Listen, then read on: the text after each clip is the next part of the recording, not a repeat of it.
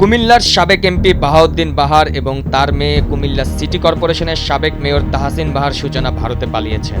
বর্তমানে বাবা মেয়ে কলকাতার এক রাজনৈতিক নেতার আশ্রয়ে রয়েছেন বলে জানা যায়। তবে কখন কিভাবে কোন পথে তারা পালালেন তা নিয়ে চলছে ব্যাপক ধোঁয়াশা।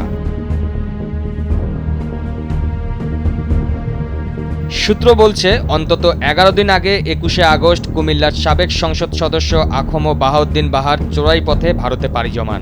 এরপর গত শনিবার ৩১শে আগস্ট বিকেলে কলকাতায় বাবার কাছে পৌঁছান অপসারিত মেয়র কুমিল্লার রসমালাই খ্যাত তাহসিন বাহার সূচনা। এর আগে বৃহস্পতিবার রাতে কুমিল্লার বুড়িচং উপজেলার চরানল সীমান্ত দিয়ে ভারতে পালান সূচনা। পরদিন শুক্রবার তিনি ফেসবুকে সচল হন। নির্ভরযোগ্য সূত্র থেকে এসব তথ্য জানা গেছে।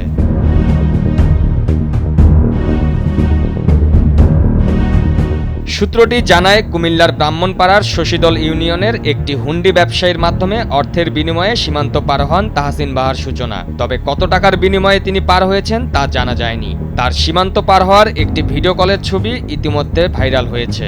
ভারতের বক্সগঞ্জে একদিন থাকার পর শনিবার বিকেলে কলকাতায় পৌঁছান সূচনা। সেখানে এক রাজনৈতিক নেতার তত্ত্বাবধানে অবস্থান করছেন কুমিল্লার সাবেক এমপি বাহার। প্রতিদিন ১০,০০০ রুপি চুক্তিতে গত ৮-১০ দিন ধরে আছেন তিনি। নির্ভরযোগ্য সূত্র এমনটাই জানিয়েছে।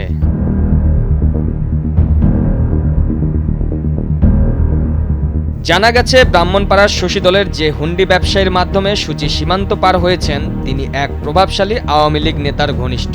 সীমান্ত পার হওয়ার দিন সূচি কুমিল্লা শহরের একটি বাড়িতে অবস্থান করছিলেন বলে গুঞ্জন রয়েছে। বৃহস্পতিবার রাত ১১টার দিকে সূচনা সীমান্ত পার হয়ে বক্সনগরের একটি বাড়িতে ওঠেন।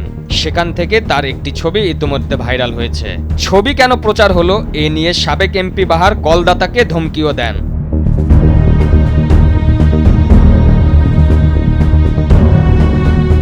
সাবেক এমপি বাহারেরও একটি ছবি সোশ্যাল মিডিয়ায় ভাইরাল হয়েছে।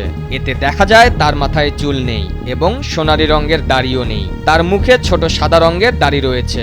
এমপি বাহার ও তার মেয়ে সূচির গন্তব্য এখন কোথায় হবে তা নিয়ে চলছে ধোঁয়াশা। তবে সূত্র বলছে তারা লন্ডনে যাওয়ার চেষ্টা করছেন। তাদের লক্ষ্য যে কোনোভাবে লন্ডনে পাড়ি দেওয়া।